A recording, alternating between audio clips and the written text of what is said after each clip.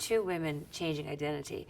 And the two women that sort of change identity are me, when I realize my husband is having an affair, and his mistress. As I realize they're having an affair, I'm looking in a restaurant window and calling, oh, when are you coming home? Oh yeah, you're at work. He gets up and leaves. She comes out sobbing. I duck into a store listening. She comes into the store and she orders something sobbing. And the guy goes, what is she ordering? And I'm like, I hear a rope. A rope?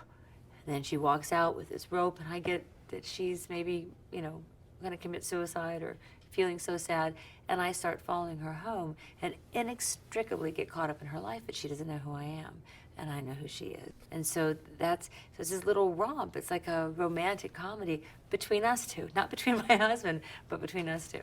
Yeah, it's been an interesting discovery, discovering who the character that I play is and where the line between Marcia and she stop. I mean, she's kind of, she's settled, that's what I would say. She's settled for the day-to-dayness of her life and doesn't really question it. And I wouldn't even say she's all that interesting initially.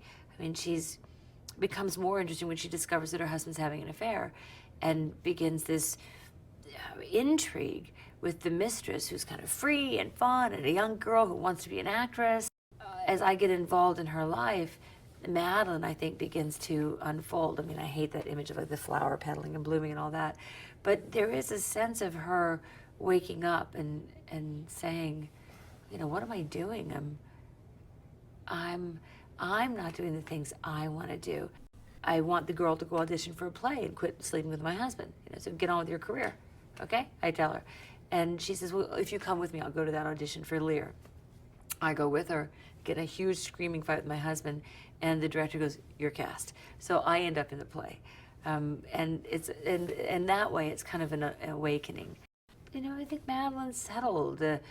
Leonore has the line, her character's Lucy in the film, it says, your husband says that you guys don't have sex anymore. She's like, well, we do, sometimes. There's certain stories I don't have any interest in telling, or if I was going to tell it a certain way, that's not interesting to me.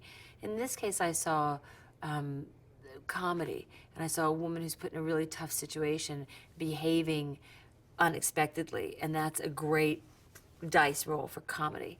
And so, and I don't mean hee-haw or anything, but just it's amusing. It's an amusing story. And so I thought, I want to do that. I want to play that. I haven't done that in a while. It's like in a Chekhov play. Those three girls in, Home, Home, Moscow, Moscow, Moscow, Three Sisters. The three sisters in the Chekhov play are so bored, but they're fascinating in how they try not to be bored. Madeline is an amazing role. I can do comedy, I can do real emotion. It's a responsible role. It's carries a lot in the film.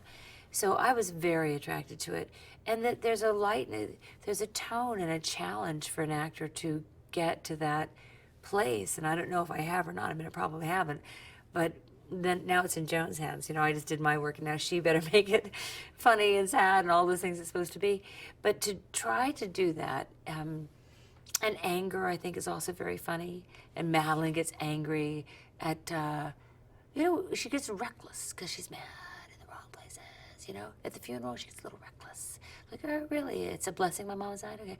And I like that. I think that's funny. I think when it comes from a different place. Now, Joan is amazing. I mean, she's a wonderful writer. She's a wonderful director. She's a part producer on it.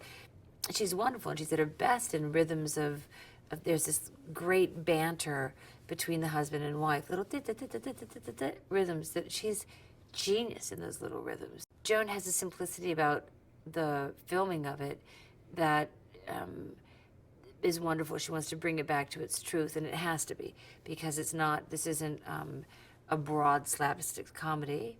It's someplace in Little Miss Sunshine, but not even quite that. So you have to allow everyone to find the truth of it. And Joan loves Madeline. She loves the character. She loves them all, I think. But she brings an ear for that rhythm that she wrote, so she won't let it get dissipated. But by the same token, I find her to be incredibly open to ideas, and let me add a little word here. Oh yeah, yeah. She's not married to every single word. She lets us play. She lets us improvise. If she hears you throw something in improvisation, she'll go, keep that, keep that. I like that. You know, so that she can choose in the editing. It's her movie, and we're here to make her movie the best it can be for her. You know, with Aiden, it feels like we're talking. It doesn't feel like lines. It feels like two people communicating. We're friends. We know each other from life, and we did this movie in Utah 10 years ago, maybe. It felt like yesterday. And it's, first of all, he's a dreamboat still. And he's honest and funny and improvisational. And I do think you get a shorthand. It becomes easy. And you know that, you know, his toes aren't so long that you can step all over them, nor mine. So we have a real great working dialogue. What about if we try this? What about if we try that? How about this? Yeah, gotta remember, that's right, the parents have just died. Let's keep it in that area. Because you do create it together. And I think people share universal emotions and universal concerns and universal desires and needs and insecurities. And so whatever the situation is, it's those needs that I think people relate to in an audience. So I think, you know, Madeline is human, going through hurt and hunger and need and lust and all those kind of things, but it's in a funny situation. I think you have to know what's funny. I mean, that's what I think. I think there's things that one can do that are, oh shoot, it's like playing music. You can play Jingle Bells like a tragedy. You can play Jingle Bells like a boppy little ditty, you know, radio ditty. And you can play Jingle Bells like a choral hymn to the gods. You know, it's the same song. That's the same actor. But what are they doing? They're playing Jingle Bells for a tragedy. They're playing it for a ditty, and they're playing it for a choral hymn to the gods. So it's going to come out a different way. So you have to know that. So if you're playing Jingle Bells for the ditty, like you say, what is the honesty in each one? You ask me, do I just be the honest character? Well, with the honest Jingle Bells for the tragedy is different than the honest Jingle Bells for the ditty, but they both have to be honest. I don't think we want to leave the audience with a clear, you know, this is it. We want them to muse a bit, but I feel in my journey that, you know, she ended up doing things she never thought she would do, and that she had gotten stuck. Maybe she'll go, it was me that got stuck, not you, Paul. You were reaching out to somebody else. I don't know. I can't say. But she certainly learned that she'd gotten stuck, and she learned how to get herself out of it.